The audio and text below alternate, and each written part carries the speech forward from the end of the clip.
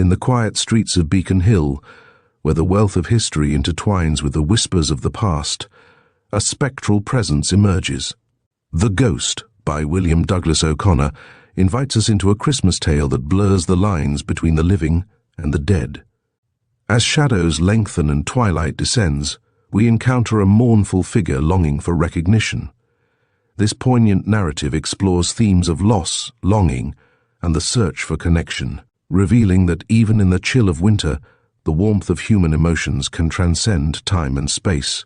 At the west end of Boston is a quarter of some 50 streets, more or less, commonly known as Beacon Hill. It is a rich and respectable quarter, sacred to the abodes of our first citizens.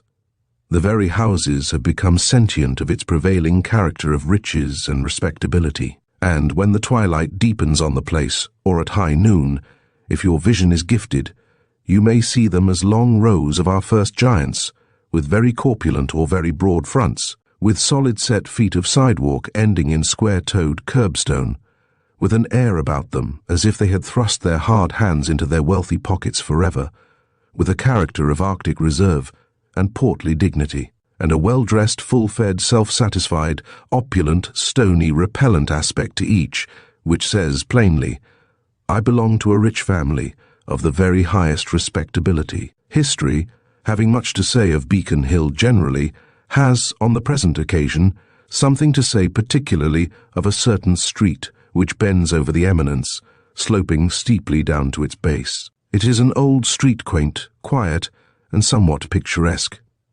It was young once, though having been born before the Revolution, and was then given to the city by its father, Mr. Middlecott, who died without heirs, and did this much for posterity. Posterity has not been grateful to Mr. Middlecott. The street bore his name till he was dust, and then got the more aristocratic epithet of Bodin. Posterity has paid him by effacing what would have been his noblest epitaph. We may expect after this to see Faneuil Hall robbed of its name and called Smith Hall. Republics are proverbially ungrateful. What safer claim to public remembrance has the old Huguenot, Peter Faneuil, than the old Englishman, Mr. Middlecott?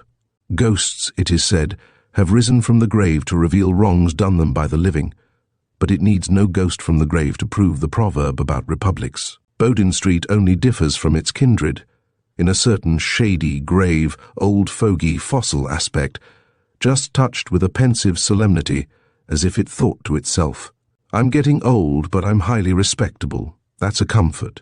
It has, moreover, a dejected, injured air, as if it brooded solemnly on the wrong done to it by taking away its original name and calling it Bodin.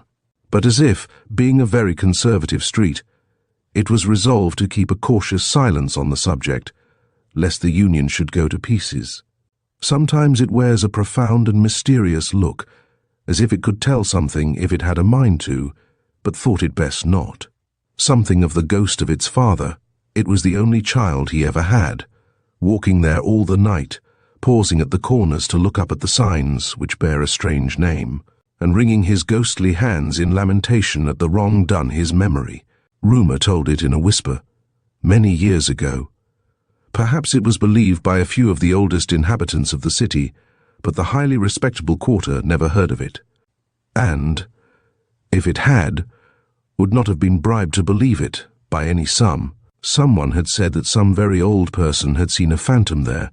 Nobody knew who someone was. Nobody knew who the very old person was. Nobody knew who had seen it, nor when, nor how. The very rumour was spectral. All this was many years ago. Since then, it has been reported that a ghost was seen there one bitter Christmas Eve, 2 or 3 years back. The twilight was already in the street, but the evening lamps were not yet lighted in the windows, and the roofs and chimney tops were still distinct in the last clear light of the dropping day. It was light enough, however, for one to read easily from the opposite sidewalk, Dr. C. Renton, in black letters, on the silver plate of a door not far from the Gothic portal of the Swedenborgian church. Near this door stood a misty figure, whose sad spectral eyes floated on vacancy, and whose long shadowy white hair lifted like an airy weft in the streaming wind. That was the ghost. It stood near the door a long time, without any other than a shuddering motion, as though it felt the searching blast which swept furiously from the north up the declivity of the street, rattling the shutters in its headlong passage. Once or twice, when a passer-by, muffled warmly from the bitter air, hurried past, the phantom shrank closer to the wall till he was gone. Its vague, mournful face seemed to watch for someone. The twilight darkened gradually, but it did not flit away. Patiently it kept its piteous look fixed in one direction, watching, and, while the howling winds swept frantically through the chill air, it still seemed to shudder in the piercing cold. A light suddenly kindled in an opposite window.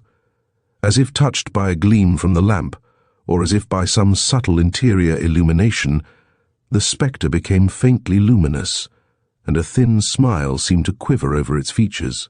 At the same moment, a strong, energetic figure doctor, Renton, himself came in sight, striding down the slope of the pavement to his own door, his overcoat thrown back, as if the icy air were a tropical warmth to him, his hat set on the back of his head, and the loose ends of a kerchief about his throat, streaming in the nor'wester. The wind set up a howl the moment he came in sight, and swept upon him, and a curious agitation began on the part of the phantom. It glided rapidly to and fro, and moved in circles, and then, with the same swift, silent motion, sailed toward him, as if blown thither by the gale.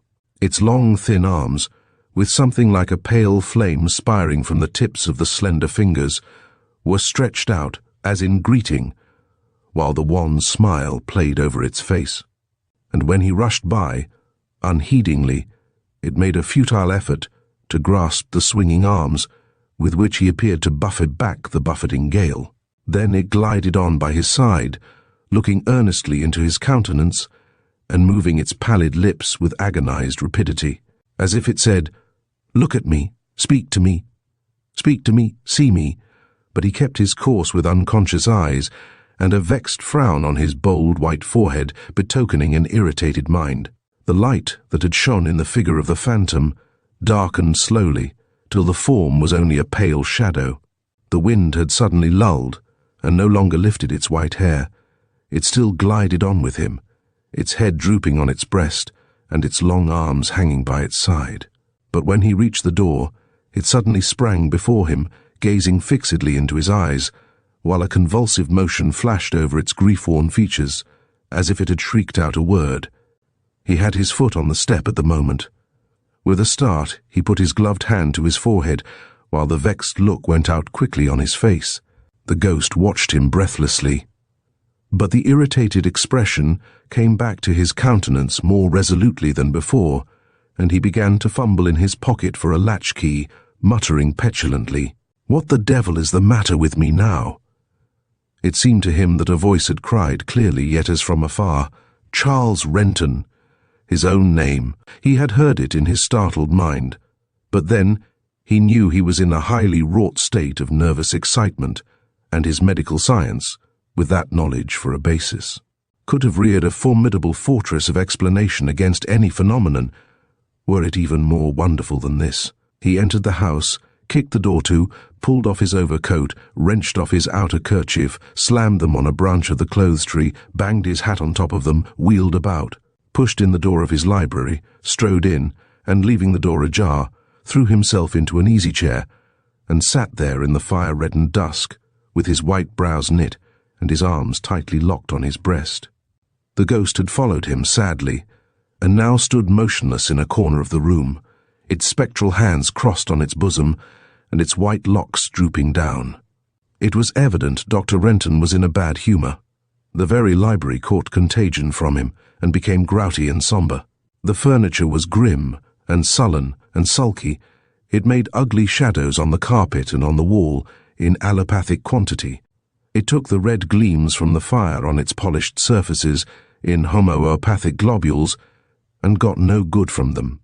The fire itself peered out sulkily from the black bars of the grate, and seemed resolved not to burn the fresh deposit of black coals at the top, but to take this as a good time to remember that those coals had been bought in the summer at $5 a ton under price, mind you, when poor people, who cannot buy at advantage, but must get their firing in the winter, would then have given $9 or $10 for them.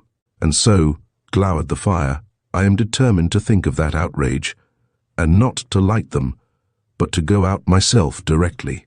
And the fire got into such a spasm of glowing indignation over the injury that it lit a whole tier of black coals with a series of little explosions before it could cool down, and sent a crimson gleam over the moody figure of its owner in the easy-chair, and over the solemn furniture, and into the shadowy corner filled by the ghost. The spectre did not move when Dr. Renton arose and lit the chandelier. It stood there, still and grey, in the flood of mellow light. The curtains were drawn, and the twilight without had deepened into darkness. The fire was now burning in despite of itself, fanned by the wintry gusts which found their way down the chimney. Dr. Renton stood with his back to it, his hands behind him, his bold white forehead shaded by a careless lock of black hair, and knit sternly, and the same frown in his handsome, open, searching dark eyes. Tall and strong, with an erect port and broad, firm shoulders, high, resolute features, a commanding figure garbed in aristocratic black, and not yet verging into the proportions of obesity, take him for all in all. A very fine and favourable specimen of the solid men of Boston, and seen in contrast, oh, could he but have known it, with the attenuated figure of the poor, dim ghost. Hark! A very light foot on the stairs, a rich rustle of silks. Everything still again. Dr. Renton looking fixedly, with great sternness, at the half-open door, from whence a faint, delicious perfume floats into the library. Somebody there, for certain. Somebody peeping in with very bright, arch eyes. Dr. Renton knew it, and prepared to maintain his ill humour against the invader. His face became triply armed with severity for the encounter. That's Nettie, I know, he thought. His daughter. So it was. In she bounded. Bright little Nettie. Gay little Nettie. A dear and sweet little creature, to be sure, with a delicate and pleasant beauty of face and figure. It needed no costly silks to grace or heighten. There she stood, not a word from her merry lips, but a smile which stole over all the solitary grimness of the library, and made everything better, and brighter, and fairer, in a minute. It floated down into the cavernous humour of Dr. Renton, and the gloom began to lighten directly, though he would not own it, nor relax a single feature.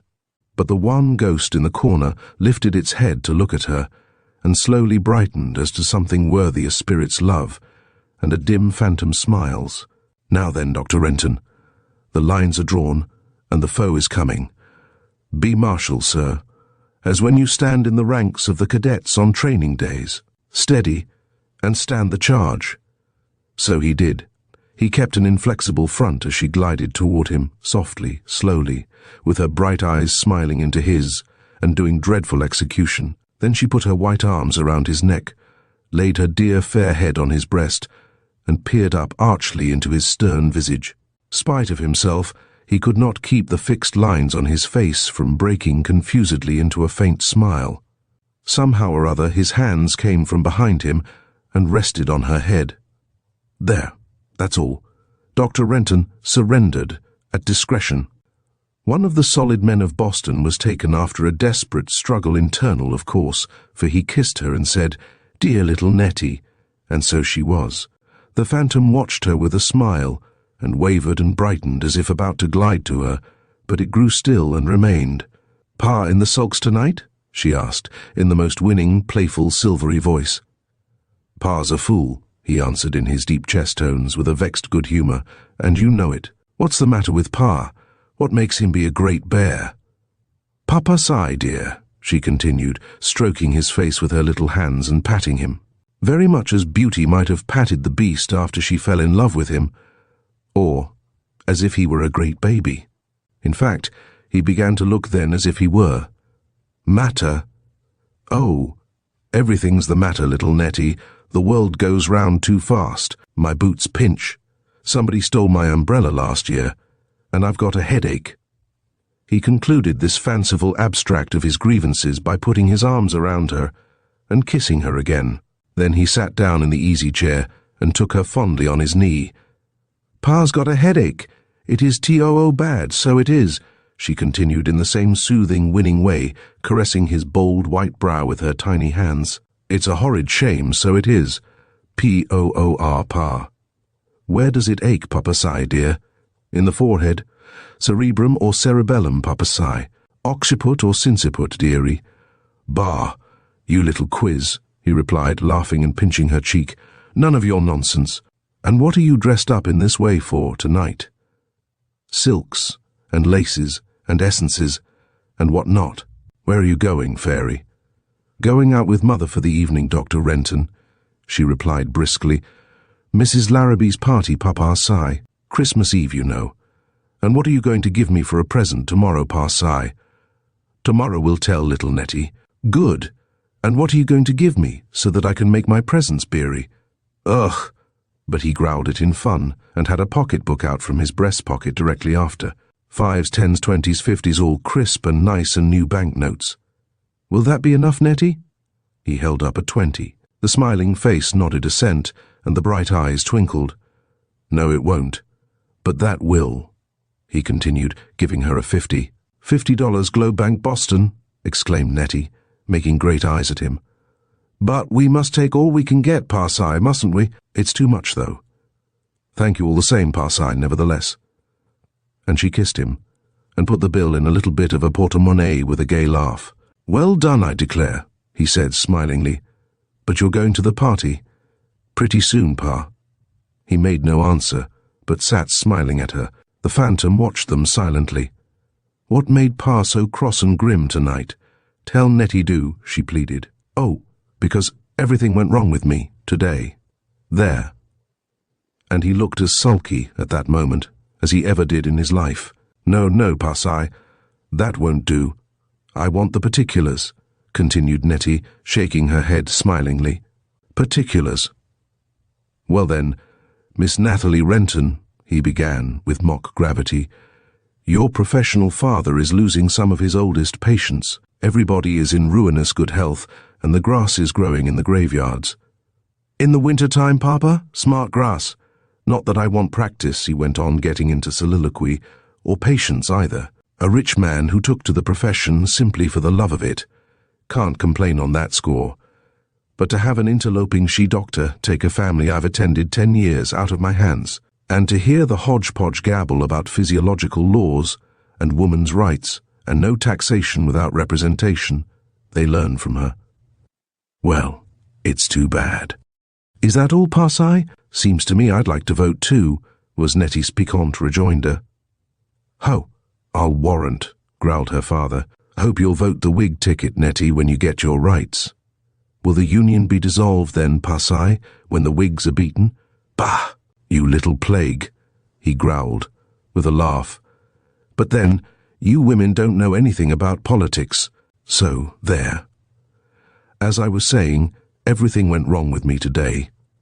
I've been speculating in railroad stock and singed my fingers. Then, old Tom Hollis outbid me, today, at Leonard's on a rare medical work I had set my eyes upon having. Confound him. Then again, 2 of my houses are tenantless, and there are folks in 2 others that won't pay their rent, and I can't get them out. Out they'll go, though, or I'll know why. And to crown all and I wish the devil had him, as he will. Had who, Beery Papa? Him, I'll tell you. The street floor of one of my houses in Hanover Street lets for an oyster room. They keep a bar there, and sell liquor. Last night they had a grand row a drunken fight, and one man was stabbed, it's thought, fatally. Oh, Father! Nettie's bright eyes dilated with horror. Yes, I hope he won't die. At any rate, there's likely to be a stir about the matter, and my name will be called into question then, as I'm the landlord, and folks will make a handle of it, and there'll be the deuce to pay generally. He got back the stern, vexed frown to his face with the anticipation, and beat the carpet with his foot. The ghost still watched from the angle of the room, and seemed to darken, while its features looked troubled. But, Father, said Nettie, a little tremulously, I wouldn't let my houses to such people. It's not right, is it? Why, it's horrid to think of men getting drunk and killing each other. Dr. Renton rubbed his hair into disorder, with vexation, and then subsided into solemnity. I know it's not exactly right, Nettie, but I can't help it. As I said before, I wish the devil had that barkeeper. I ought to have ordered him out long ago. and then this wouldn't have happened. I've increased his rent twice, hoping to get rid of him so, but he pays without a murmur, and what am I to do? You see, he was an occupant when the building came into my hands, and I let him stay. He pays me a good round rent, and apart from his cursed traffic, he's a good tenant. What can I do? It's a good thing for him, and it's a good thing for me, pecuniarily. Confound him. Here's a nice rumpus brewing. Dear Pa, I'm afraid it's not a good thing for you, said Nettie, caressing him and smoothing his tumbled hair. Nor for him either. I wouldn't mind the rent he pays you. I'd order him out. It's bad money, there's blood on it. She had grown pale, and her voice quivered. The phantom glided over to them and laid its spectral hand upon her forehead. The shadowy eyes looked from under the misty hair into the doctor's face, and the pale lips moved, as if speaking the words heard only in the silence of his heart. Hear her, hear her. I must think of it, resumed Dr. Renton, coldly. I'm resolved, at all events, to warn him that if anything of this kind occurs again, he must quit at once. I dislike to lose a profitable tenant, for no other business would bring me the sum his does. Hang it, everybody does the best he can with his property, why shouldn't I? The ghost, standing near them, drooped its head again on its breast and crossed its arms. Nettie was silent. Dr. Renton continued petulantly, A precious set of people I managed to get into my premises. There's a woman hires a couple of rooms for a dwelling, overhead, in that same building, and for 3 months I haven't got a cent from her. I know these people's tricks. Her month's notice expires tomorrow and out she goes. Poor creature, sighed Nettie. He knit his brow and beat the carpet with his foot, in vexation. Perhaps she can't pay you, Pa, trembled the sweet silvery voice. You wouldn't turn her out in this cold winter, when she can't pay you, would you, Pa? Why don't she get another house and swindle someone else? He replied testily. There's plenty of rooms to let. Perhaps she can't find one, Pa, answered Nettie. Humbug, retorted her father. I know better. Pa, dear, if I were you, I'd turn out that rumseller and let the poor woman stay a little longer, just a little, Pa. Shan't do it. Ha! That would be scattering money out of both pockets. Shan't do it. Out she shall go. And as for him, well, he'd better turn over a new leaf. There, let us leave the subject, darling. It vexes me.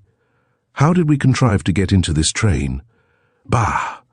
He drew her closer to him and kissed her forehead. She sat quietly, with her head on his shoulder, thinking very gravely.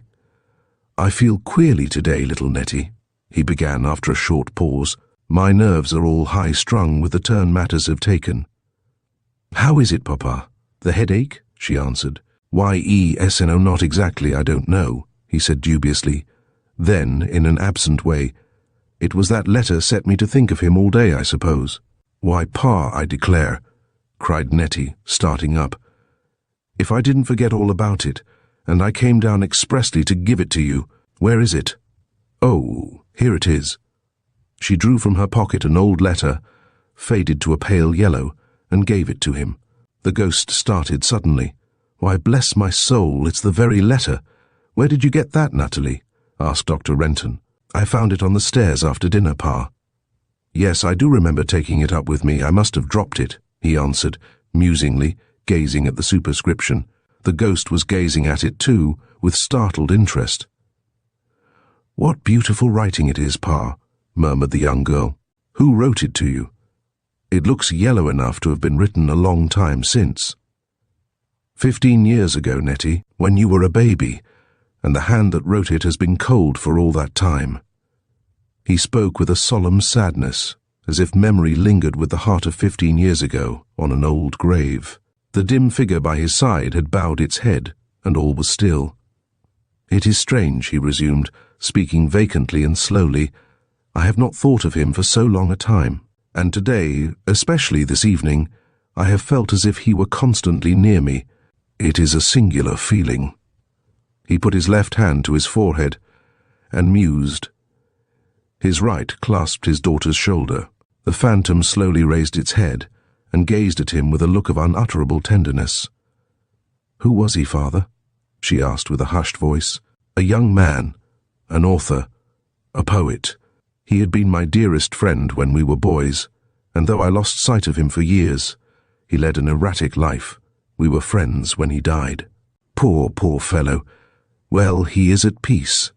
The stern voice had saddened and was almost tremulous. The spectral form was still. How did he die, Father? A long story, darling, he replied gravely, and a sad one. He was very poor and proud. He was a genius, that is, a person without an atom of practical talent. His parents died, the last, his mother, when he was near manhood. I was in college then. Thrown upon the world, he picked up a scanty subsistence with his pen for a time. I could have got him a place in the counting house, but he would not take it. In fact, he wasn't fit for it. You can't harness Pegasus to the cart, you know. Besides, he despised mercantile life, without reason, of course. But he was always notional. His love of literature was one of the rocks he foundered on. He wasn't successful. His best compositions were too delicate fanciful to please the popular taste. And then he was full of the radical and fanatical notions which infected so many people at that time in New England, and infect them now for that matter, and his sublimated, impracticable ideas and principles, which he kept till his dying day, and which, I confess, alienated me from him, always staved off his chances of success. Consequently, he never rose above the drudgery of some employment on newspapers. Then he was terribly passionate, not without cause, I allow, but it wasn't wise. What I mean is this: if he saw, or if he fancied he saw, any wrong or injury done to anyone, it was enough to throw him into a frenzy. He would get black in the face and absolutely shriek out his denunciations of the wrongdoer. I do believe he would have visited his own brother with the most unsparing invective, if that brother had laid a harming finger on a street beggar, or a coloured man, or a poor person of any kind. I don't blame the feeling, though with a man like him it was very apt to be a false or mistaken one, but at any rate its exhibition wasn't sensible. Well, as I was saying, he buffeted about in this world a long time, poorly paid, fed and clad, taking more care of other people than he did of himself. Then mental suffering, physical exposure, and want killed him. The stern voice had grown softer than a child's. The same look of unutterable tenderness brooded on the mournful face of the phantom by his side, but its thin, shining hand was laid upon his head, and its countenance had undergone a change. The form was still undefined, but the features had become distinct. They were those of a young man, beautiful and wan, and marked with great suffering. A pause had fallen on the conversation, in which the father and daughter heard the solemn sighing of the wintry wind around the dwelling. The silence seemed scarcely broken by the voice of the young girl. "Dear father, this was very sad. Did you say he died of want?" "Of want, my child, of hunger and cold. I don't doubt it. He had wandered about, as I gather, houseless for a couple of days and nights. It was in December, too. Someone found him, on a rainy night, lying in the street, drenched and burning with fever, and had him taken to the hospital. It appears that he had always cherished a strange affection for me, though I had grown away from him, and in his wild ravings he constantly mentioned my name, and they sent for me. That was our first meeting after 2 years. I found him in the hospital dying. Heaven can witness that I felt all my old love for him return then, but he was delirious and never recognized me. And, Natalie, his hair, it had been coal black, and he wore it very long. He wouldn't let them cut it either, and as they knew no skill could save him, they let him have his way. His hair was then as white as snow. God alone knows what that brain must have suffered to blanch hair which had been as black as the wing of a raven. He covered his eyes with his hand and sat silently. The fingers of the phantom still shone dimly on his head, and its white locks drooped above him like a weft of light. "What was his name, father?" asked the pitying girl. "George Feevel. The very name sounds like fever. He died on Christmas Eve, 15 years ago this night. It was on his deathbed, while his mind was tossing on a sea of delirious fancies, that he wrote me this long letter, for to the last I was uppermost in his thoughts. It is a wild, incoherent thing, of course, a strange mixture of sense and badness. But I have kept it as a memorial of him. I have not looked at it for years, but this morning I found it among my papers, and somehow it has been in my mind all day. He slowly unfolded the faded sheets and sadly gazed at the writing. His daughter had risen from her half-recumbent posture and now bent her graceful head over the leaves. The phantom covered its face with its hands. "What a beautiful manuscript it is, father," she exclaimed. "The writing is faultless." "It is indeed," he replied. "Would he had written his life as fairly." "Read it, father," said Natalie. "No, but I'll read you a detached passage here and there," he answered after a pause. "The rest you may read yourself some time if you wish. It is painful to me. Here's the beginning. My dear Charles Renton, adieu and adieu. It is Christmas Eve, and I am going home. I am soon to exhale from my flesh, like the spirit of a broken flower. Exultimus forever. It is very wild. His mind was in a fever craze. Here is a passage that seems to refer to his own experience of life. Your friendship was dear to me. I give you true love, stocks and returns. You are rich, but I did not wish to be your bounty's pauper. Could I beg? I had my work to do for the world, but oh, the world has no place for souls that can only love and suffer. How many miles to Babylon? 70. Not so far, not near so far. Ask starvelings, they know. I wanted to do the world good, and the world has killed me, Charles. It frightens me, said Natalie, as he paused. We will read no more, he replied somberly. It belongs to the psychology of madness. To me, who knew him, there are gleams of sense in it, and passages where the delirium of the language is only a transparent veil on the meaning. All the remainder is devoted to what he thought important advice to me. But it's all wild and vague. Poor, poor George. The phantom still hid its face in its hands, as the doctor slowly turned over the pages of the letter. Natalie, bending over the leaves, laid her finger on the last, and asked, What are those closing sentences, father? Read them. Oh, that is what he called his last counsel to me. It's as wild as the rest tinctured with the prevailing ideas of his career. First he says, Farewell, farewell, then he bids me take his counsel into memory on Christmas Day. Then, after enumerating all the wretched classes he can think of in the country, he says, These are your sisters, and your brothers love them all here, he says. O friend, strong in wealth for so much good, take my last counsel. In the name of the Saviour, I charge you be true and tender to mankind. He goes on to bid me live and labour for the fallen, the neglected, the suffering and the poor, and finally ends by advising me to help upset any or all institutions, laws and so forth that bear hardly on the fag ends of society, and tells me that what he calls a service to humanity is worth more to the doer than a service to anything else, or than anything we can gain from the world. Ah, well, poor George. But isn't all that true, father? Said Nettie. It seems so. He murmured through his closed lips. Then, with a vague smile, folding up the letter, meanwhile, he said, Wild words, Nettie, wild words. I've no objection to charity judiciously given, but poor George's notions are not mine. Every man for himself is a good general rule. Every man for humanity, as George has it, and in his acceptation of the principle, would send us all to the almshouse pretty soon. The greatest good of the greatest number. That's my rule of action. There are plenty of good institutions for the distressed, and I'm willing to help support 'em, and do. But as for making a martyr of oneself, or tilting against the necessary evils of society, or turning philanthropist at large, or any quixotism of that sort, I don't believe in it. We didn't make the world, and we can't mend it. Poor George. Well, he's at rest. The world wasn't the place for him. They grew silent. The spectre glided slowly to the wall, and stood as if it were thinking what, with Dr. Renton's rule of action, was to become of the greatest good of the smallest number.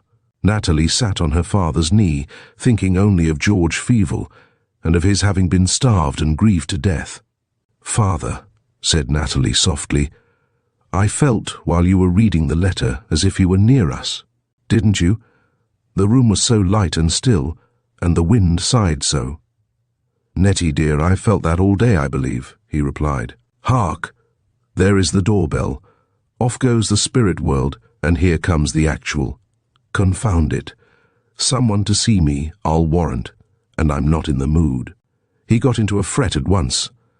Nettie was not the Nettie of an hour ago, or she would have coaxed him out of it, but she did not notice it now in her abstraction. She had risen at the tinkle of the bell and seated herself in a chair. Presently a nose with a great pimple on the end of it appeared at the edge of the door, and a weak piping voice said, reckless of the proper tense, "There was a woman wanted to see you, sir. Who is it, James?" "No matter. Show her in." He got up with a vexed scowl on his face and walked the room. In a minute the library door opened again, and a pale, thin, rigid, frozen-looking little woman, scantily clad, the weather being considered, entered, and dropped a curt, awkward bow to Dr. Renton. "Oh, Mrs. Miller. Good evening, ma'am. Sit down," he said with a cold, constrained civility. The little woman faintly said, "Good evening, Dr. Renton," and sat down stiffly, with her hands crossed before her, in the chair nearest the wall. This was the obdurate tenant, who had paid no rent for 3 months, and had a notice to quit, expiring tomorrow. "Cold evening, ma'am," remarked Dr. Renton in his hard way. "Yes, sir, it is," was the cowed, awkward answer. "Won't you sit near the fire, ma'am?" said Nettie gently. "You look cold." "No, miss, thank you. I'm not cold," was the faint reply. She was cold, though. As well she might be with her poor, thin shawl and open bonnet, in such a bitter night as it was outside. And there was a rigid, sharp, suffering look in her pinched features that betokened she might have been hungry too. "Poor people don't mind the cold weather, miss," she said, with a weak smile, her voice getting a little stronger. "They have to bear it and they get used to it." She had not evidently borne it long enough to affect the point of indifference. Nettie looked at her with a tender pity. Dr. Renton thought to himself, "Ho, blazoning her poverty manufacturing sympathy already the old trick," and steeled himself against any attacks of that kind, looking jealously, meanwhile, at Nettie. "Well, Mrs. Miller," he said, "what is it this evening? I suppose you've brought me my rent." The little woman grew paler, and her voice seemed to fail on her quivering lips. Nettie cast a quick, beseeching look at her father. "Natalie, please to leave the room." "We'll have no nonsense carried on here," he thought, triumphantly, as Nettie rose and obeyed the stern, decisive order, leaving the door ajar behind her. He seated himself in his chair and resolutely put his right leg up to rest on his left knee. He did not look at his tenant's face, determined that her piteous expressions, got up for the occasion, of course, should be wasted on him. "Well, Mrs. Miller," he said again. "Dr. Renton," she began, faintly gathering her voice as she proceeded, "I have come to see you about the rent. I am very sorry, sir, to have made you wait, but we have been unfortunate." "Sorry, ma'am," he replied, knowing what was coming. "But your misfortunes are not my affair. We all have misfortunes, ma'am, but we must pay our debts, you know." "I expected to have got money from my husband before this, sir," she resumed, "and I wrote to him. I got a letter from him today, sir, and it said that he sent me $50 a month ago, in a letter, and it appears that the post office is to blame, or somebody, for I never got it. It was nearly 3 months' wages, sir, and it is very hard to lose it. If it hadn't been for that, your rent would have been paid long ago, sir." "Don't believe a word of that story," thought Dr. Renton sententiously. "I thought, sir," she continued, emboldened by his silence, "that if you would be willing to wait a little longer, we would manage to pay you soon, and not let it occur again. It has been a hard winter with us, sir. Firing is high, and provisions and everything, and we're only poor people, you know, and it's difficult to get along." The doctor made no reply. "My husband was unfortunate, sir, in not being able to get employment here," she resumed. "His being out of work in the autumn threw us all back, and we've got nothing to depend on but his earnings. The family that he's in now, sir, don't give him very good pay, only $20 a month, and his board. But it was the best chance he could get, and it was either go to Baltimore with them or stay at home and starve. And so he went, sir. It's been a hard time with us, and one of the children is sick now with a fever, and we don't hardly know how to make out a living. And so, sir, I have come here this evening, leaving the children alone, to ask you if you wouldn't be kind enough to wait a little longer, and we'll hope to make it right with you in the end." "Mrs. Miller," said Dr. Renton with stern composure. "I have no wish to question the truth of any statement you may make, but I must tell you plainly that I can't afford to let my houses for nothing. I told you a month ago that if you couldn't pay me my rent, you must vacate the premises. You know very well that there are plenty of tenants who are able and willing to pay when the money comes due. You know that." He paused as he said this, and glancing at her, saw her pale lips falter. It shook the cruelty of his purpose a little, and he had a vague feeling that he was doing wrong. Not without a proud struggle, during which no word was spoken, could he beat it down. Meanwhile, the phantom had advanced a pace toward the center of the room. "That is the state of the matter, ma'am," he resumed coldly. "People who will not pay me my rent must not live in my tenements. You must move out. I have no more to say." "Dr. Renton," she said faintly, "I have a sick child. How can I move now?" "Oh, sir, it's Christmas Eve. Don't be hard with us." Instead of touching him, this speech irritated him beyond measure. Passing all considerations of her difficult position involved in her piteous statement, his anger flashed at once on her implication that he was unjust and unkind. So violent was his excitement that it whirled away the words that rushed to his lips, and only fanned the fury that sparkled from the whiteness of his face in his eyes. "Be patient with us, sir," she continued. "We are poor, but we mean to pay you, and we can't move now in this cold weather, please.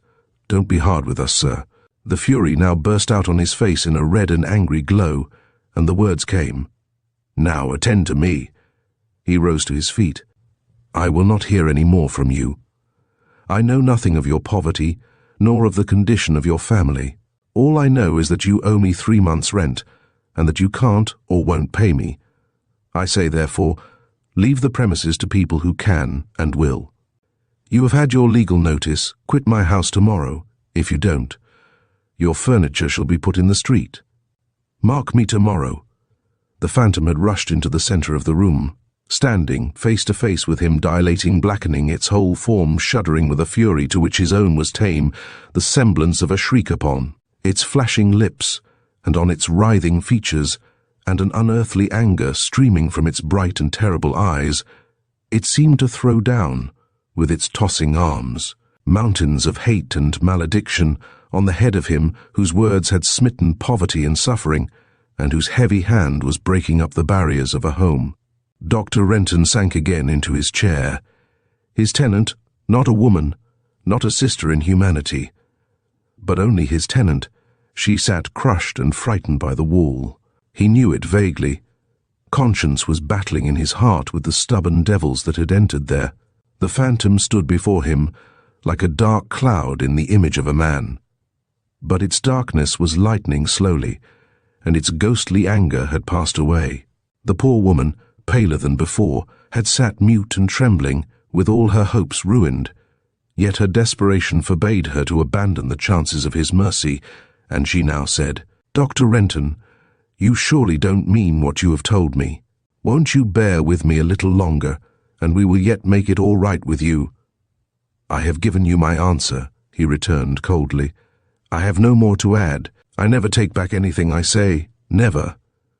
It was true. He never did, never. She half rose from her seat as if to go, but weak and sickened with the bitter result of her visit, she sunk down again with her head bowed. There was a pause. Then, solemnly gliding across the lighted room, the phantom stole to her side with a glory of compassion on its wasted features. Tenderly, as a son to a mother, it bent over her. Its spectral hands of light rested upon her in caressing and benediction. Its shadowy fall of hair, once blanched by the anguish of living and loving, floated on her throbbing brow, and resignation and comfort not of this world sank upon her spirit, and consciousness grew dim within her, and care and sorrow seemed to die. He who had been so cruel and so hard sat silent in black gloom. The stern and sullen mood from which had dropped but one fierce flash of anger still hung above the heat of his mind, like a dark rack of thundercloud. It would have burst anew into a fury of rebuke, had he but known his daughter was listening at the door, while the colloquy went on. It might have flamed violently, had his tenant made any further attempt to change his purpose. She had not. She had left the room meekly, with the same curt, awkward bow that marked her entrance.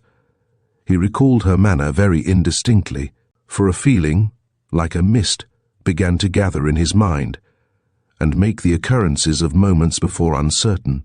Alone now, he was yet oppressed with a sensation that something was near him. Was it a spiritual instinct? For the phantom stood by his side.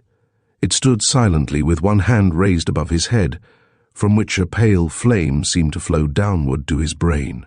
Its other hand pointed movelessly to the open letter on the table beside him. He took the sheets from the table, thinking at the moment only of George Fievel, but the first line on which his eye rested was, "In the name of the Saviour, I charge you, be true and tender to mankind." And the words touched him like a low voice from the grave. Their penetrant reproach pierced the hardness of his heart. He tossed the letter back on the table. The very manner of the act accused him of an insult to the dead. In a moment he took up the faded sheets more reverently, but only to lay them down again. He had not been well that day, and he now felt worse than before. The pain in his head had given place to a strange sense of dilation, and there was a silent, confused riot in his fevered brain, which seemed to him like the incipience of insanity, striving to divert his mind from what had passed. By reflection on other themes, he could not hold his thoughts. They came teeming but dim, and slipped and fell away. And only the one circumstance of his recent cruelty, mixed with remembrance of George Fievel, recurred and clung with vivid persistence. This tortured him. Sitting there, with arms tightly interlocked, he resolved to wrench his mind down by sheer will upon other things, and a savage pleasure at what at once seemed success took possession of him. In this mood, he heard soft footsteps and the rustle of festal garments on the stairs, and had a fierce complacency in being able to clearly apprehend that it was his wife and daughter going out to the party. In a moment he heard the controlled and even voice of Mrs. Renton, a serene and polished lady with whom he had lived for years in cold and civil alienation, both seeing as little of each other as possible. With a scowl of will upon his brow, he received her image distinctly into his mind, even to the minutiae of the dress and ornaments he knew she wore, and felt an absolutely savage exultation in his ability to retain it. Then came the sound of the closing of the hall door and the rattle of receding wheels, and somehow it was Natalie and not his wife that he was holding so grimly in his thought, and with her, salient and vivid as before, the tormenting remembrance of his tenant, connected with the memory of George Fievel. Springing to his feet, he walked the room. He had thrown himself on a sofa, still striving to be rid of his remorseful visitations, when the library door opened, and the inside man appeared, with his hand held bashfully over his nose. It flashed on him at once that his tenant's husband was the servant of a family like this fellow, and, irritated that the whole matter should be thus broadly forced upon him in another way, he harshly asked him what he wanted. The man only came in to say that Mrs. Renton and the young lady had gone out for the evening, but that tea was laid for him in the dining room. He did not want any tea, and if anybody called, he was not at home. With this charge, the man left the room, closing the door behind him. If he could but sleep a little. Rising from the sofa, he turned the lights of the chandelier low and screened the fire. The room was still. The ghost stood, faintly radiant, in a remote corner. Dr. Renton lay down again, but not to repose. Things he had forgotten of his dead friend now started up again in remembrance, fresh from the grave of many years. And not one of them, but linked itself by some mysterious bond to something connected with his tenant, and became an accusation. He had lain thus for more than an hour, feeling more and more unmanned by illness, and his mental excitement fast becoming intolerable, when he heard a low strain of music from the Swedenborgian chapel hard by. Its first impression was one of solemnity and rest, and its first sense in his mind was of relief. Perhaps it was the music of an evening meeting, or it might be that the organist and choir had met for practice. Whatever its purpose, it breathed through his heated fancy like a cool and fragrant wind. It was vague and sweet and wandering at first, straying on into a strain more mysterious and melancholy, but very shadowy and subdued, and evoking the innocent and tender moods of early youth before worldliness had hardened around his heart. Gradually, as he listened to it, the fires in his brain were allayed, and all yielded to a sense of coolness and repose. He seemed to sink from trance to trance of utter rest, and yet was dimly aware that either something in his own condition or some supernatural accession of tone was changing the music from its proper quality to a harmony more infinite and awful. It was still low and indeterminate and sweet, but had unaccountably and strangely swelled into a gentle and sombre dirge, incommunicably mournful, and filled with a dark significance that touched him in his depth of rest with a secret tremor and awe. As he listened, rapt and vaguely wondering, the sense of his tranced sinking seemed to come to an end, and with the feeling of one who had been descending for many hours, and at length lay motionless at the bottom of a deep, dark chasm, he heard the music fail and cease, a pause, and then it rose again, blended with the solemn voices of the choir, sublimed and dilated now, reaching him as though from weird night gulfs of the upper air, and charged with an overmastering pathos as of the lamentations of angels.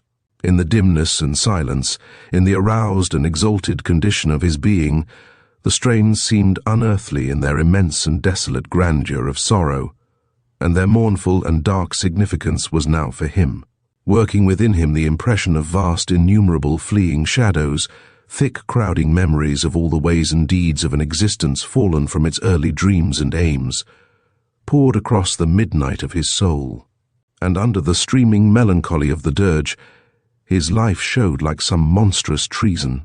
It did not terrify or madden him. He listened to it wrapped utterly, as in some deadening ether of dream, yet feeling to his inmost core all its powerful grief and accusation, and quietly aghast at the sinister consciousness it gave him.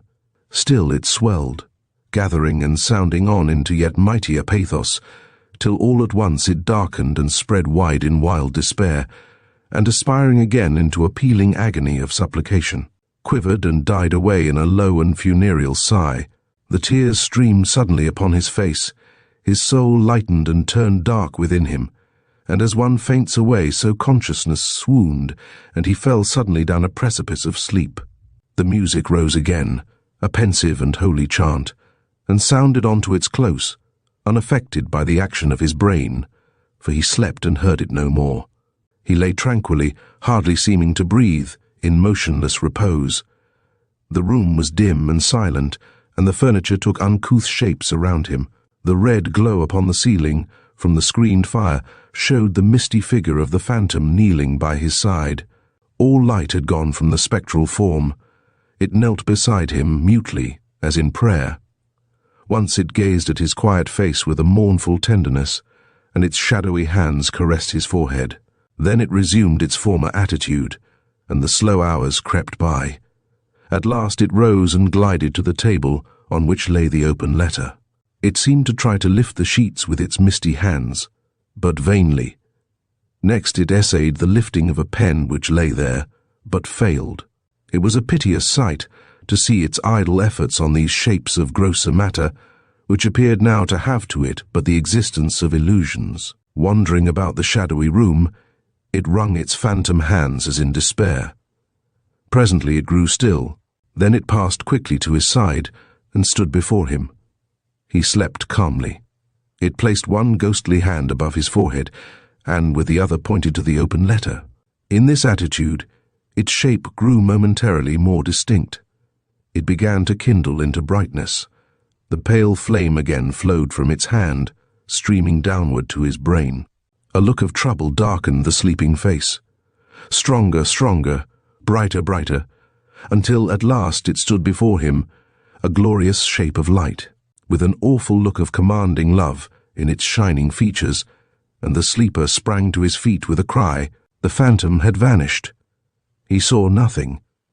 His first impression was, not that he had dreamed, but that, awaking in the familiar room, he had seen the spirit of his dead friend bright and awful by his side, and that it had gone.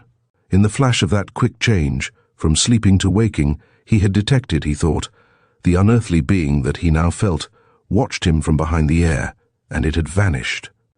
The library was the same as in the moment of that supernatural revealing. The open letter lay upon the table still. Only that was gone which had made these common aspects terrible. Then, all the hard, strong skepticism of his nature, which had been driven backward by the shock of his first conviction, recoiled and rushed within him, violently struggling for its former vantage ground, till, at length, it achieved the foothold for a doubt. Could he have dreamed? The ghost, invisible, still watched him. Yes, a dream, only a dream. But how vivid, how strange! With a slow thrill creeping through his veins, the blood curdling at his heart, a cold sweat starting on his forehead, he stared through the dimness of the room. All was vacancy. With a strong shudder, he strode forward and turned up the flames of the chandelier. A flood of garish light filled the apartment. In a moment, remembering the letter to which the phantom of his dream had pointed, he turned and took it from the table. The last page lay upward, and every word of the solemn counsel at the end seemed to dilate on the paper, and all its mighty meaning rushed upon his soul. Trembling in his own despite, he laid it down and moved away. A physician, he remembered that he was in a state of violent nervous excitement, and thought that when he grew calmer its effects would pass from him. But the hand that had touched him had gone down deeper than the physician, and reached what God had made. He strove in vain. The very room, in its light and silence, and the lurking sentiment of something watching him, became terrible. He could not endure it. The devils in his heart, grown pusillanimous, cowered beneath the flashing strokes of his aroused and terrible conscience. He could not endure it. He must go out. He will walk the streets. It is not late. It is but 10 o'clock. He will go. The air of his dream still hung heavily about him. He was in the street. He hardly remembered how he had got there or when, but there he was, wrapped up from the searching cold, thinking, with a quiet horror in his mind, of the darkened room he had left behind, and haunted by the sense that something was groping about there in the darkness, searching for him. The night was still and cold. The full moon was in the zenith. Its icy splendor lay on the bare streets and on the walls of the dwellings. The lighted oblong squares of curtained windows, here and there, seemed dim and waxen in the frigid glory. The familiar aspect of the quarter had passed away, leaving behind only a corpse-like neighborhood, whose huge, dead features, staring rigidly through the thin, white shroud of moonlight that covered all, left no breath upon the stainless skies. Through the vast silence of the night he passed along, the very sound of his footfalls was remote to his muffled sense. Gradually, as he reached the first corner, he had an uneasy feeling that a formless, unimaginable thing, was dogging him. He had thought of going down to his club-room, but he now shrank from entering, with this thing near him, the lighted rooms where his set were busy with cards and billiards over their liquors and cigars, and where the heated air was full of their idle faces and careless chatter, lest someone should bawl out that he was pale, and ask him what was the matter, and he should answer tremblingly that something was following him, and was near him then. He must get rid of it first. He must walk quickly, and baffle its pursuit by turning sharp corners, and plunging into devious streets and crooked lanes, and so lose it. It was difficult to reach through memory to the crazy chaos of his mind on that night, and recall the route he took while haunted by this feeling. But he afterward remembered that, without any other purpose than to baffle his imaginary pursuer, he traversed at a rapid pace a large portion of the moonlit city, always, he knew not why, avoiding the more populous thoroughfares, and choosing unfrequented and tortuous byways, but never ridding himself of that horrible confusion of mind in which the faces of his dead friend and the pale woman were strangely blended, nor of the fancy that he was followed. Once, as he passed the hospital where Fievel died, a faint hint seemed to flash and vanish from the clouds of his lunacy, and almost identify the dogging goblin with the figure of his dream, but the conception instantly mixed with a disconnected remembrance that this was Christmas Eve, and then slipped from him and was lost. He did not pause there, but strode on. But just there, what had been frightful became hideous, for at once he was possessed with the conviction that the thing that lurked at a distance behind him was quickening its movement, and coming up to seize him. The dreadful fancy stung him like a goad, and with a start he accelerated his flight, horribly conscious that what he feared was slinking along in the shadow, close to the dark bulks of the houses, resolutely pursuing, and bent on overtaking him. Faster. His footfalls rang hollowly and loud on the moonlit pavement, and in contrast with their rapid thuds he felt it as something peculiarly terrible that the furtive thing behind slunk after him with soundless feet. Faster, faster, traversing only the most unfrequented streets, and at that late hour of a cold winter night he met no one, and with a terrifying consciousness that his pursuer was gaining on him, he desperately strode on. He did not dare to look behind, dreading less what he might see than the momentary loss of speed the action might occasion. Faster, faster, faster. And all at once he knew that the dogging thing had dropped its stealthy pace and was racing up to him. With a bound he broke into a run, seeing, hearing, heeding nothing, aware only that the other was silently looping on his track 2 steps to his one. And with that frantic apprehension upon him, he gained the next street, flung himself around the corner with his back to the wall, and his arms convulsively drawn up for a grapple, and felt something rush whirring past his flank, striking him on the shoulder as it went by, with a buffet that made a shock break through his frame. That shock restored him to his senses. His delusion was suddenly shattered. The goblin was gone. He was free.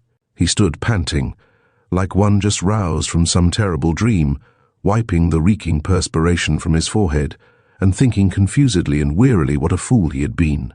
He felt he had wandered a long distance from his house, but had no distinct perception of his whereabouts.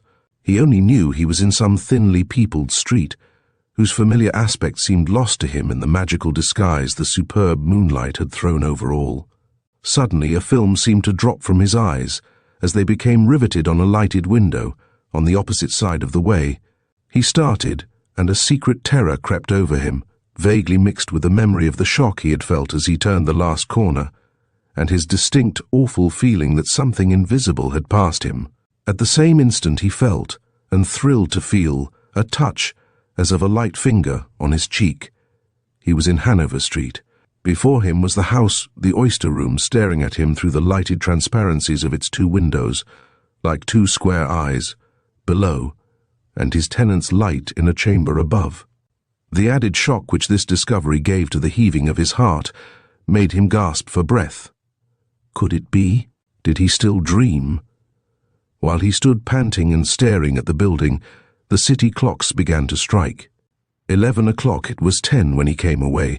How he must have driven. His thoughts caught up the word. Driven by what? Driven from his house in horror, through street and lane, over half the city driven hunted in terror, and smitten by a shock here. Driven. He could not rid his mind of the word, nor of the meaning it suggested. The pavements about him began to ring and echo with the tramp of many feet, and the cold, brittle air was shivered with the noisy voices that had roared and bawled applause and laughter at the National Theatre all the evening, and were now singing and howling homeward. Groups of rude men, and ruder boys, their breaths steaming in the icy air, began to tramp by, jostling him as they passed, till he was forced to draw back to the wall and give them the sidewalk. Dazed and giddy, in cold fear, and with a returning sense of something near him, he stood and watched the groups that pushed and tumbled in through the entrance of the oyster room, whistling and chattering as they went, and banging the door behind them. He noticed that some came out presently, banging the door harder, and went smoking and shouting down the street. Still they poured in and out, while the street was startled with their stimulated riot, and the bar-room within echoed their trampling feet and hoarse voices. Then, as his glance wandered upward to his tenant's window, he thought of the sick child, mixing this hideous discord in the dreams of fever. The word brought up the name and the thought of his dead friend. In the name of the Saviour, I charge you be true and tender to mankind. The memory of these words seemed to ring clearly, as if a voice had spoken them, above the roar that suddenly rose in his mind. In that moment he felt himself a wretched and most guilty man. He felt that his cruel words had entered that humble home, to make desperate poverty more desperate, to sicken sickness, and to sadden sorrow. Before him was the dram shop, let and licensed to nourish the worst and most brutal appetites and instincts of human natures, at the sacrifice of all their highest and holiest tendencies. The throng of tipplers and drunkards was swarming through its hopeless door, to gulp the fiery liquor whose fumes give all shames, vices, miseries, and crimes a lawless strength and life, and change the man into the pig or tiger. Murder was done, or nearly done, within those walls last night. Within those walls no good was ever done, but daily, unmitigated evil, whose results were reaching on to torture unborn generations. He had consented to it all. He could not falter, or equivocate, or evade, or excuse. His dead friend's words rang in his conscience like the trump of the judgment angel. He was conquered. Slowly the resolve to instantly go in uprose within him, and with it a change came upon his spirit, and the natural world, sadder than before but sweeter, seemed to come back to him. A great feeling of relief flowed upon his mind. Pale and trembling still, he crossed the street with a quick, unsteady step, entered a yard at the side of the house, and brushing by a host of white, rattling spectres of frozen clothes, which dangled from lines in the enclosure, mounted some wooden steps, and rang the bell. In a minute he heard footsteps within, and saw the gleam of a lamp. His heart palpitated violently as he heard the lock turning, lest the answerer of his summons might be his tenant. The door opened, and, to his relief, he stood before a rather decent-looking Irishman, bending forward in his stocking feet, with one boot and a lamp in his hand. The man stared at him from a wild head of tumbled red hair, with a half-smile round his loose open mouth, and said, "Begorra!" This was a second-floor tenant. Dr. Renton was relieved at the sight of him, but he rather failed in an attempt at his rent-day suavity of manner when he said, "Good evening, Mr. Flanagan. Do you think I can see Mrs. Miller tonight?" "She's up there, doctor, anyway." Mr. Flanagan made a sudden start for the stairs, with the boot and lamp at arm's length before him, and stopped as suddenly. "You'll go up? Or would she come down to ye?" There was as much anxious indecision in Mr. Flanagan's general aspect, pending the reply, as if he had to answer the question himself. "I'll go up, Mr. Flanagan," returned Dr. Renton, stepping in after a pause and shutting the door. "But I'm afraid she's in bed." "No, she's not, sir." Mr. Flanagan made another feint with the boot and lamp at the stairs, but stopped again in curious bewilderment and rubbed his head. Then, with another inspiration, and speaking with such velocity that his words ran into each other pell-mell, he continued, "The small girl's sick, sir. Begorra, I were just pulling on the boots to go for the doctor, in the nixt streth, and summons him to her relief. For it's bad she is, aid better be gone." Another start, and a movement to put on the boot instantly, baffled by his getting the lamp into the leg of it, and involving himself in difficulties in trying to get it out again without dropping either, and stopped finally by Dr. Renton. "You needn't go, Mr. Flanagan. I'll see to the child. Don't go." He stepped slowly up the stairs, followed by the bewildered Flanagan. All this time Dr. Renton was listening to the racket from the bar-room, clinking of glasses, rattling of dishes, trampling of feet, oaths and laughter, and a confused din of coarse voices, mingling with boisterous calls for oysters and drink, came, hardly deadened by the partition walls, from the haunt below, and echoed through the corridors, loud enough within, louder in the street without, where the oysters and drink were reeling and roaring off to brutal dreams. People trying to sleep here, a sick child upstairs. Listen. 2 stew, 1 roast, 4 ale, hurry 'em up, 3 stew, in number 6, 1 fancy 2 roast, 1 sling, 3 brandy hot, 2 stew, 1 whisk skin, hurry 'em up. What ye about? 3 bran punch hot, 4 stew. What ye h bout? 2 gin cocktail, 1 stew, hue R.Y. 'em up. Clashing, rattling, cursing, swearing, laughing, shouting, trampling, stumbling, driving, slamming of doors, hue R.I. 'em up. "Flanagan," said Dr. Renton, stopping at the first landing, "do you have this noise every night?" "Nays? Who?" "Divil a night, doctor, but I'm waked out over me bed wid 'em Sundays and all. Sure didn't they murder one of 'em, out and out last night? Is the man dead?" "Dead? Troth he is. and cowled. Through his compressed lips. "Flanagan, you needn't come up. I know the door. Just hold the light for me here. There, that'll do. Thank you." He whispered the last words from the top of the second flight. "Are ye there, Doctor?" Flanagan, anxious to the last, and trying to peer up at him with the lamplight in his eyes. "Yes, that'll do. Thank you," in the same whisper. Before he could tap at the door, then darkening in the receding light, it opened suddenly, and a big Irish woman bounced out, and then whisked in again, calling to someone in an inner room. "Here he is, Mrs. Miller," and then bounced out again with a "Walk right in, if you plaze, here's the child," and whisked in again with a "Sure," and James was quick, never once looking at him, and utterly unconscious of the presence of her landlord. He had hardly stepped into the room and taken off his hat, when Mrs. Miller came from the inner chamber with a lamp in her hand. How she started! With her pale face grown suddenly paler and her hand on her bosom, she could only exclaim, "Why, it's Dr. Renton!" and stand still and dumb, gazing with a frightened look at his face whiter than her own. Whereupon Mrs. Flanagan came bolting out again, with wild eyes and a sort of stupefied horror in her good, coarse Irish features, and then, with some uncouth ejaculation, ran back and was heard to tumble over something within, and tumble something else over in her fall, and gather herself up with a subdued howl and subside. "Mrs. Miller," began Dr. Renton in a low, husky voice, glancing at her frightened face, "I hope you'll be composed. I spoke to you very harshly and rudely tonight, but I really was not myself. I was in anger, and I ask your pardon. Please to overlook it all. But I will speak of this presently. Now, I am a physician. Will you let me look now at your sick child?"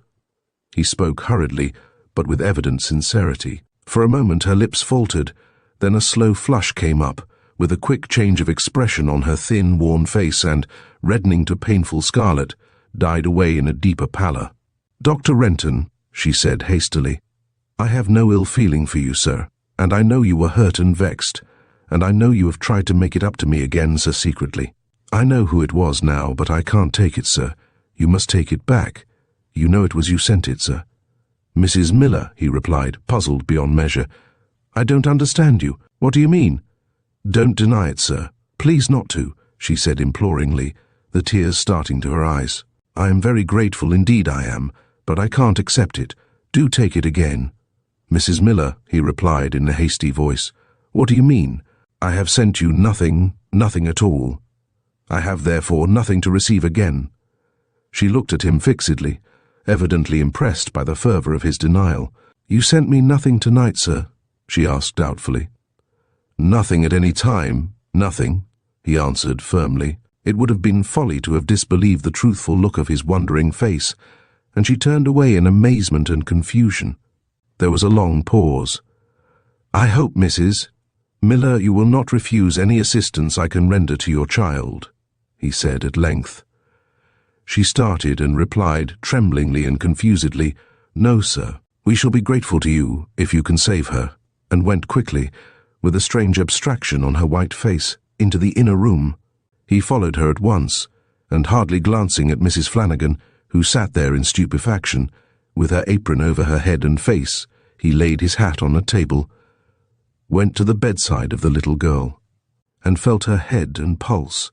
He soon satisfied himself that the little sufferer was in no danger, under proper remedies, and now dashed down a prescription on a leaf from his pocket-book. Mrs. Flanagan, who had come out from the retirement of her apron to stare stupidly at him during the examination, suddenly bobbed up on her legs with enlightened alacrity, when he asked if there was anyone that could go out to the apothecary's, and said, "Sure I will." He had a little trouble to make her understand that the prescription which she took by the corner, holding it away from her, as if it were going to explode presently, and staring at it upside down, was to be left, mind you, Mrs. Flanagan, with the apothecary, Mr. Flint at the nearest corner, and he will give you some things which you are to bring here. But she had shuffled off at last with a confident, "Yes, sir, I knew," her head nodding satisfied assent, and her big thumb covering the note on the margin, "Charge to Dr. C. Renton, Bowden Street," which, I know, could not keep it from the eyes of the angels. and he sat down to await her return. "Mrs. Miller," he said kindly, "don't be alarmed about your child. She is doing well, and after you have given her the medicine Mrs. Flanagan will bring, you'll find her much better tomorrow. She must be kept cool and quiet, you know, and she'll be all right soon." "Oh, Dr. Renton, I am very grateful," was the tremulous reply, "and we will follow all directions, sir. It is hard to keep her quiet, sir. We keep as still as we can, and the other children are very still, but the street is very noisy all the daytime and evening, sir, and—" "I know it, Mrs. Miller, and I'm afraid those people downstairs disturb you somewhat." "They make some stir in the evening, sir, and it's rather loud in the street sometimes at night. The folks on the lower floors are troubled a good deal, they say." "Well, they may be. Listen to the bawling outside now, cold as it is. Hark! A hoarse group on the opposite sidewalk beginning a song.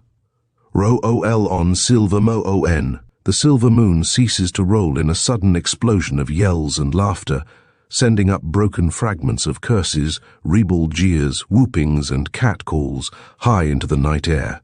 Gar alla ing. Hi, hi. What ye itch about? This is outrageous, Mrs. Miller. Where's the watchman?" She smiled faintly. "He takes one of them off occasionally, sir, but he's afraid.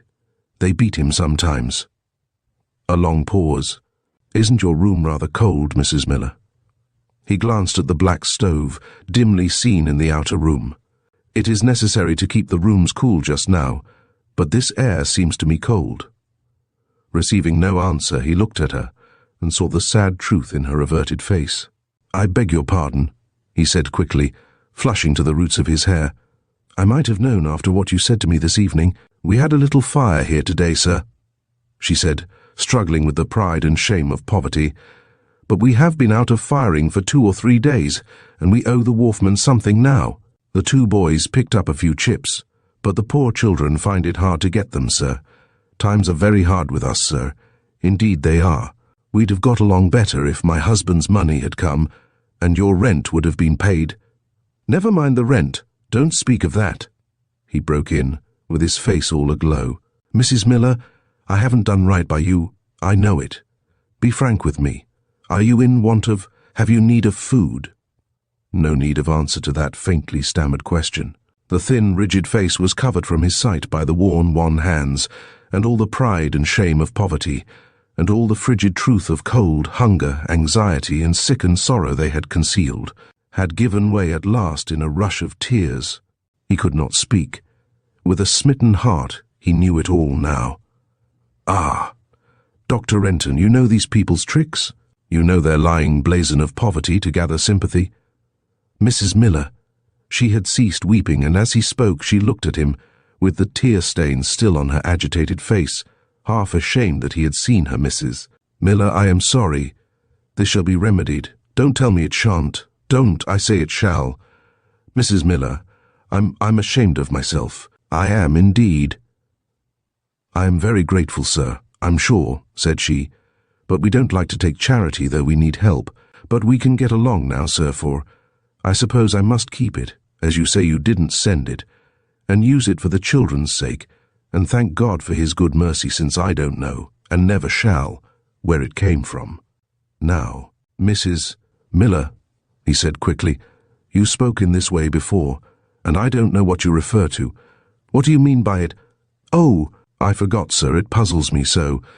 You see, sir, I was sitting here after I got home from your house, thinking what I should do, when Mrs. Flanagan came upstairs with a letter for me, that she said a strange man left at the door for Mrs. Miller, and Mrs. Flanagan couldn't describe him well, or understandingly, and it had no direction at all.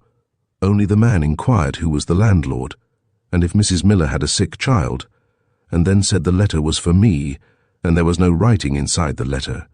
But there was $50. That's all, sir. It gave me a great shock, sir, and I couldn't think who sent it. Only when you came tonight I thought it was you, but you said it wasn't, and I never shall know who it was now. It seems as if the hand of God was in it, sir, for it came when everything was darkest, and I was in despair." "Why, Mrs. Miller," he slowly answered, "this is very mysterious. The man inquired if I was the owner of the house. No, he only inquired who was, but then he knew I was the— Oh, Bother. I'm getting nowhere. Let's see.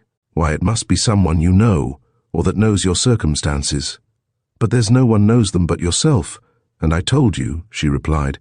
No one else but the people in the house. It must have been some rich person, for the letter was a gilt-edged sheet, and there was perfume in it, sir. Strange, he murmured. Well, I give it up. All is, I advise you to keep it, and I'm very glad someone did his duty by you in your hour of need, though I'm sorry it was not myself. Here's Mrs. Flanagan. There was a good deal done, and a great burden lifted off an humble heart, nay, two, before Dr. Renton thought of going home. There was a patient gained, likely to do Dr. Renton more good than any patient he had lost. There was a kettle singing on the stove, and blowing off a happier steam than any engine ever blew on that railroad, whose unmarketable stock had singed Dr. Renton's fingers. There was a yellow gleam flickering from the blazing fire on the sober binding of a good old book upon a shelf with others, a rarer medical work than ever slipped at auction from Dr. Renton's hands, since it kept the sacred lore of him who healed the sick, and fed the hungry, and comforted the poor, and who was also the physician of souls. And there were other offices performed, of lesser range than these, before he rose to go. There were cooling mixtures blended for the sick child, medicines arranged, directions given, and all the items of her tendance orderly foreseen, and put in pigeonholes of when and how, for service. At last he rose to go. And now, Mrs. Miller, he said, I'll come here at 10 in the morning and see to our patient. She'll be nicely by that time. And listen to those brutes in the street. 12 o'clock, 2 There's the bell, as I was saying. My offence to you being occasioned by your debt to me, I feel my receipt for your debt should commence my reparation to you, and I'll bring it tomorrow. Mrs. Miller, you don't quite come at me. What I mean is, you owe me, under a notice to quit, 3 months' rent. Consider that paid in full. I never will take a cent of it from you, not a copper. And I take back the notice. Stay in my house as long as you like, the longer the better. But, up to this date, your rent's paid. There. I hope you'll have as happy a Christmas as circumstances will allow, and I mean you shall. A flush of astonishment, of indefinable emotion, overspread her face. Dr. Renton, stop, sir. He was moving to the door. Please, sir, do hear me. You are very good, but I can't allow you to doctor. Renton, we are able to pay you the rent, and we will, and we hear now. Oh, sir, my gratefulness will never fail to you, but here, be fair with me, sir, and do take it. She had hurried to a chest of drawers, and came back with the letter which she had rustled apart with eager, trembling hands, and now, unfolding the single banknote it had contained, she thrust it into his fingers as they closed. Here, Mrs. Miller. She had drawn back with her arms locked on her bosom, and he stepped forward. No, no. This shan't be. Come, come, you must take it back. Good heavens! He spoke low, but his eyes blazed in the red glow which broke out on his face, and the crisp note in his extended hand shook violently at her. Sooner than take this money from you, I would perish in the street. What? Do you think I will rob you of the gift sent you by someone who had a human heart for the distresses I was aggravating? Sooner than here take it. Oh my God, what's this? The red glow on his face went out, with this exclamation, in a pallor like marble, and he jerked back the note to his starting eyes. Globe Bank, Boston, $50. For a minute he gazed at the motionless bill in his hand. Then, with his hueless lips compressed, he seized the blank letter from his astonished tenant, and looked at it, turning it over and over. Grained letter paper gilt-edged, with a favourite perfume in it. Where's Mrs. Flanagan? Outside the door, sitting on the top of the stairs, with her apron over her head, crying. Mrs. Flanagan. Here. In she tumbled, her big feet kicking her skirts before her, and her eyes and face as red as a beet. Mrs. Flanagan, what kind of a looking man gave you this letter at the door tonight? A.W. Dr. Renton, don't ax me bother and all, and sure and I couldn't see him what his fur our hat. And he A.L. boondled oopward his coat oop on his ears, and his big handkerchief smotherin' thumouth UV him, and sorra bit UV him tubby looked at, savin' pumple on in UV his nose. The what on the end of his nose? Pumple, sir. What does she mean, Mrs. Miller? said the puzzled questioner, turning to his tenant. "I don't know, sir, indeed," was the reply. "She said that to me, and I couldn't understand her." "It's the pumple, doctor, don't you know? The big flamin' pumple oop there." She indicated the locality by flattening the rude tip of her own nose with her broad forefinger. "Oh, the pimple, I have it." So he had. Nettie, Nettie. He said nothing but sat down in a chair with his bold white brow knitted and the warm tears in his dark eyes. "You know who sent it, sir, don't you?" asked his wondering tenant, catching the meaning of all this. "Mrs. Miller, I do, but I cannot tell you. Take it now and use it. It is doubly yours. There. Thank you." She had taken it with an emotion in her face that gave a quicker motion to his throbbing heart. He rose to his feet, hat in hand, and turned away. The noise of a passing group of roisterers in the street without came strangely loud into the silence of that room. "Good night, Mrs. Miller. I'll be here in the morning. Good night." "Good night, sir. God bless you, sir." He turned around quickly. The warm tears in his dark eyes had flowed on his face, which was pale, and his firm lip quivered. "I hope he will, Mrs. Miller. I hope he will." It should have been said oftener. He was on the outer threshold. Mrs. Flanagan had somehow got there before him with a lamp, and he followed her down through the dancing shadows with blurred eyes. On the lower landing he stopped to hear the jar of some noisy wrangle, thick with oaths, from the bar-room. He listened for a moment, and then turned to the staring stupor of Mrs. Flanagan's rugged visage. "Sure, they're at UT, doctor, wood-a-wool," she said, smiling. "Yes." "Mrs. Flanagan, you'll stay up with Mrs. Miller tonight, won't you?" "Dade and I will, sir." "That's right. Do. And make her try and sleep, for she must be tired. Keep up a fire, not too warm, you understand. There'll be wood and coal coming tomorrow, and she'll pay you back. A.W. Doctor don't know." "Well, well. And look here, have you got anything to eat in the house?" "Yes." "Well, take it upstairs. Wake up those two boys, and give them something to eat. Don't let Mrs. Miller stop you. Make her eat something. Tell her I said she must.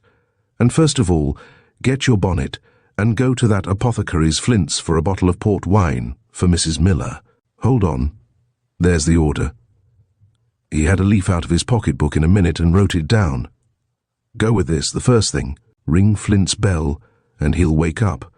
And here's something for your own Christmas dinner. Tomorrow." Out of the roll of bills, he drew one of the Tens Globe Bank, Boston, and gave it to Mrs. Flanagan. "A.W. don't know, doctor." "Bother. It's for yourself, mind. Take it. There. And now unlock the door. That's it. Good night, Mrs. Flanagan. And myth the Holy Virgin hape blessings on ye. Dr. Renton, woodall thur compliments uv the sazine. For your thu." He lost the end of Mrs. Flanagan's parting benedictions in the moonlit street. He did not pause till he was at the door of the oyster room. He paused then to make way for a tipsy company of four, who reeled out the gaslight from the bar-room on the edges of their sodden, distorted faces, giving three shouts and a yell as they slammed the door behind them. He pushed after a party that was just entering. They went at once for drink to the upper end of the room, where a rowdy crew with cigars in their mouths and liquor in their hands stood before the bar. In a knotty wrangle concerning someone who was killed. "Where is the keeper?" "Oh, there he is, mixing hot brandy punch for two." "Here, you, sir, go up quietly, and tell Mr. Rollins Dr. Renton wants to see him." The waiter came back presently to say Mr. Rollins would be right along. 25 minutes past 12. Oyster trade nearly over. Gaudy curtained booths on the left, all empty but two. Oyster openers and waiters, 3 of them in all nearly done for the night, and 2 of them sparring and scuffling behind a pile of oysters on the trough, with the coloured print of the great prize fight between Tom Hyer and Yankee Sullivan in a veneered frame above them on the wall. Blower up from the fire opposite the bar, and stew pans and griddles empty and idle on the bench beside it, among the unwashed bowls and dishes. Oyster trade nearly over. Bar still busy. Here comes Rollins in his shirt-sleeves with an apron on. Thick-set, muscular man, frizzled head, low forehead, sharp black eyes, flabby face, with a false greasy smile on it now, oiling over a curious, stealthy expression of mingled surprise and inquiry, as he sees his landlord here at this unusual hour. "Come in here, Mr. Rollins, I want to speak to you." "Yes, Sir Jim," to the waiter. "Go and tend bar." They sat down in one of the booths and lowered the curtain. Dr. Renton, at one side of the table within, looking at Rollins, sitting leaning on his folded arms, at the other side. "Mr. Rollins, I am told the man who was stabbed here last night is dead." "Is that so?" "Well, he is, Dr. Renton. Died this afternoon." "Mr. Rollins, this is a serious matter. What are you going to do about it?" "Can't help it, sir." "Who's a-going to touch me?" called in a watchman. "Whole mess of 'em had cut. Who knows 'em? Nobody knows 'em. Man that was stuck never see the fellas as stuck him in all his life till then. Didn't know which one of 'em did it. Didn't know nothing. Don't now, and never will, 'less he meets 'em in hell, that's all. Fella's dead, and who's a-going to touch me? Can't do it, and do it." "Mr. Rollins," said Dr. Renton, thoroughly disgusted with this man's brutal indifference, "your lease expires in 3 days. Well, it does. Hope to make a renewal with you, Dr. Renton. Trade's good here. Shouldn't mind more rent on, if you insist. Hope you won't, if it's anything in reason. Promise solemn I shan't have no more fighting in here. Couldn't help this. Accidents will happen, you know. Mr. Rollins, the case is this. If you didn't sell liquor here, you'd have no murder done in your place murder, sir. That man was murdered. It's your fault, and it's mine too. I ought not to have let you the place for your business. It is a cursed traffic, and you and I ought to have found it out long ago." "I have. I hope you will. Now, I advise you, as a friend, to give up selling rum for the future. You see what it comes to, don't you? At any rate, I will not be responsible for the outrages that are perpetrated in my building any more. I will not have liquor sold here. I refuse to renew your lease. In 3 days you must move. Dr. Renton, you hurt my feelings. Now how would you— Mr. Rollins, I have spoken to you as a friend, and you have no cause for pain. You must quit these premises when your lease expires. I'm sorry I can't make you go before that. Make no appeals to me, if you please. I am fixed. Now, sir, good night."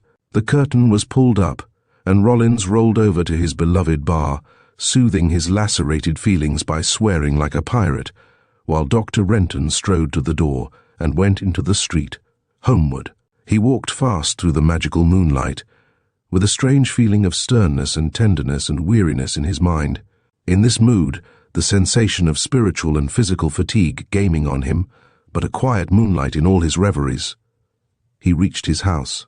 He was just putting his latchkey in the door when it was opened by James, who stared at him for a second, and then dropped his eyes and put his hand before his nose. Dr. Renton compressed his lips on an involuntary smile.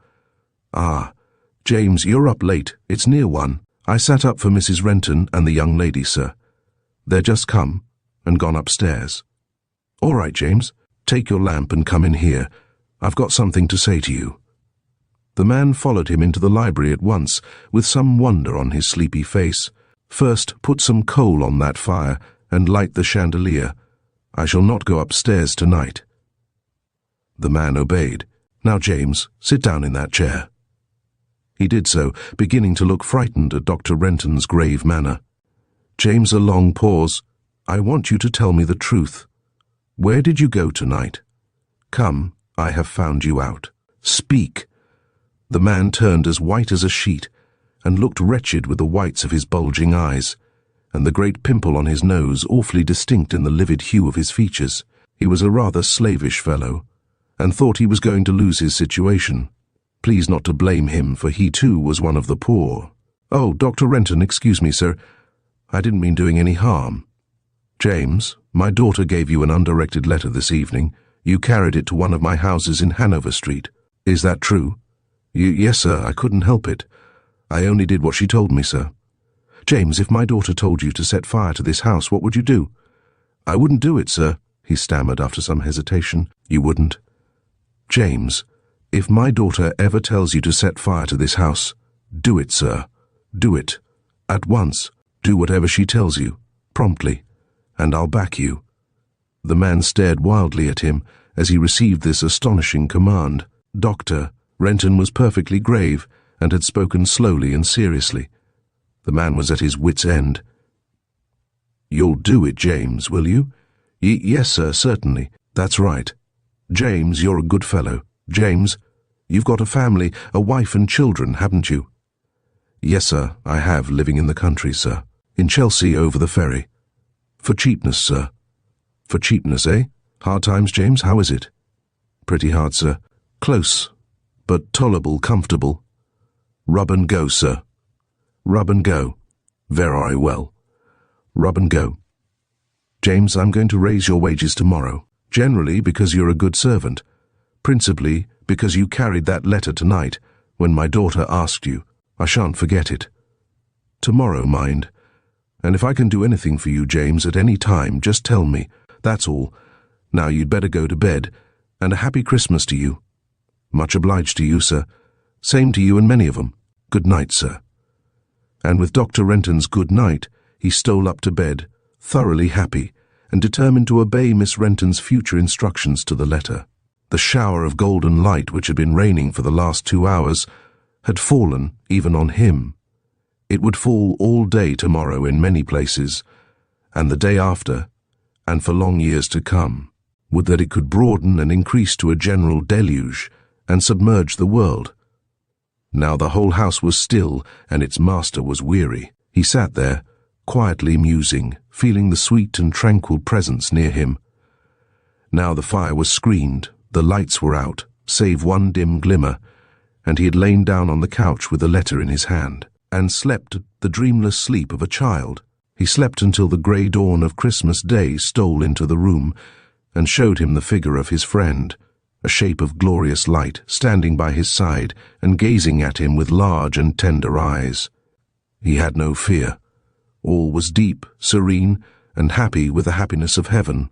Looking up into that beautiful one face so tranquil, so radiant, watching with a childlike awe, the star fire in those shadowy eyes, smiling faintly, with a great, unutterable love thrilling slowly through his frame.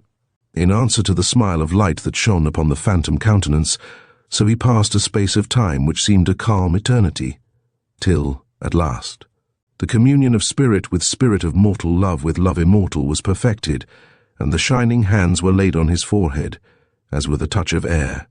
Then the phantom smiled, and, as its shining hands were withdrawn, the thought of his daughter mingled in the vision. She was bending over him. The door and the room were the same, but the ghost of Fievel had gone out from earth away to its own land. "Father, dear father, your eyes were open, and they did not look at me. There is a light on your face, and your features are changed. What is it? What have you seen? Hush, darling. Here, kneel by me for a little while and be still. I have seen the dead." She knelt by him, burying her awe-struck face in his bosom, and clung to him with all the fervour of her soul. He clasped her to his breast, and for minutes all was still. "Dear child good and dear child." The voice was tremulous and low. She lifted her fair, bright countenance, now convulsed with a secret trouble, and dimmed with streaming tears to his, and gazed on him. His eyes were shining, but his pallid cheeks, like hers, were wet with tears. How still the room was! How like a thought of solemn tenderness, the pale grey dawn. The world was far away, and his soul still wandered in the peaceful awe of his dream. The world was coming back to him, but oh, how changed, in the trouble of his daughter's face. "Darling, what is it? Why are you here? Why are you weeping?" "Dear child, the friend of my better days, of the boyhood when I had noble aims, and life was beautiful before me, he has been here. I have seen him. He has been with me, oh, for a good I cannot tell." "Father, dear father," he had risen, and sat upon the couch, but she still knelt before him, weeping, and clasped his hands in hers. "I thought of you and of this letter all the time, all last night till I slept, and then I dreamed you were tearing it to pieces and trampling on it. I awoke and lay thinking of you and I thought I heard you come downstairs, and I came here to find you. But you were lying here so quietly with your eyes open and so strange a light on your face, and I knew you were dreaming of him, and that you saw him, for the letter lay beside you. O Father, forgive me, but do hear me. In the name of this day, it's Christmas Day, Father, in the name of the time when we must both die, in the name of that time, Father, hear me, that poor woman last night, O Father. Forgive me, but don't tear that letter in pieces and trample it underfoot. You know what I mean. You know. Don't tear it and tread it underfoot. She clung to him, sobbing violently, her face buried in his hands. Hush, hush. It's all well, it's all well. Here, sit by me. So. I have his voice failed him, and he paused. But sitting by him, clinging to him, her face hidden in his bosom, she heard the strong beating of his disenchanted heart. My child, I know your meaning. I will not tear the letter to pieces and trample it underfoot. God forgive me my life's slight to those words, but I learned their value last night in the house where your blank letter had entered before me. She started and looked into his face steadfastly, while a bright scarlet shot into her own. I know all, Nettie, all. Your secret was well kept, but it is yours and mine now. It was well done, darling, well done. Oh, I have been through strange mysteries of thought and life since that starving woman sat here. Well, thank God. Father, what have you done? The flush had failed, but a glad colour still brightened her face, while the tears stood trembling in her eyes. All that you wished yesterday, he answered, and all that you ever could have wished, henceforth I will do. Oh, Father! She stopped. The bright scarlet shot again into her face, but with an April shower of tears and the rainbow of a smile. Listen to me, Nettie, and I will tell you, and only you, what I have done. Then, while she mutely listened, sitting by his side, and the dawn of Christmas broadened into Christmas Day, he told her all, and when he had told all, and emotion was stilled, they sat together in silence for a time, she with her innocent head drooped upon his shoulder, and her eyes closed, lost in tender and mystic reveries, and he musing with a contrite heart, till at last the stir of daily life began to waken in the quiet dwelling, and without, from steeples in the frosty air, there was a sound of bells. They rose silently and stood, clinging to each other side by side. Love, we must part, he said gravely and tenderly. Read me, before we go, the closing lines of George Feevel's letter. In the spirit of this let me strive to live. Let it be for me the lesson of the day. Let it also be the lesson of my life. Her face was pale and lit with exultation as she took the letter from his hand. There was a pause, and then upon the thrilling and tender silver of her voice, the words arose like solemn music. Farewell, farewell. But oh, take my counsel into memory on Christmas Day, and forever. Once again, the ancient prophecy of peace and goodwill shines on a world of wars and wrongs and woes. Its soft ray shines into the darkness of a land wherein swarm slaves, poor laborers, social pariahs, weeping women, homeless exiles, hunted fugitives, despised aliens, drunkards, convicts, wicked children, and Magdalens unredeemed. These are but the ghastliest figures in that sad army of humanity, which advances by a dreadful road to the golden age of the poet's dream. These are your sisters and your brothers. Love them all. Beware of wronging one of them by word or deed. O friend, strong in wealth for so much good, take my last counsel. In the name of the Saviour, I charge you, be true and tender to mankind. Come out from Babylon into manhood, and live and labour for the fallen, the neglected, the suffering, and the poor. Lover of arts, customs, laws, institutions, and forms of society, love these things only as they help mankind. With stern love, overturn them, or help to overturn them, when they become cruel to a single, the humblest human being. In the world's scale, social position, influence, public power, the applause of majorities, heaps of funded gold, services rendered to creeds, codes, sects, parties, or federations, they weigh weight. But in God's scale, remember, on the day of hope, remember, your least service to humanity outweighs them all. As the tale unfolds, the boundaries between reality and the ethereal become beautifully entwined, reminding us of the power of love and remembrance. Dr. Renton's encounter with the ghost leaves an indelible mark.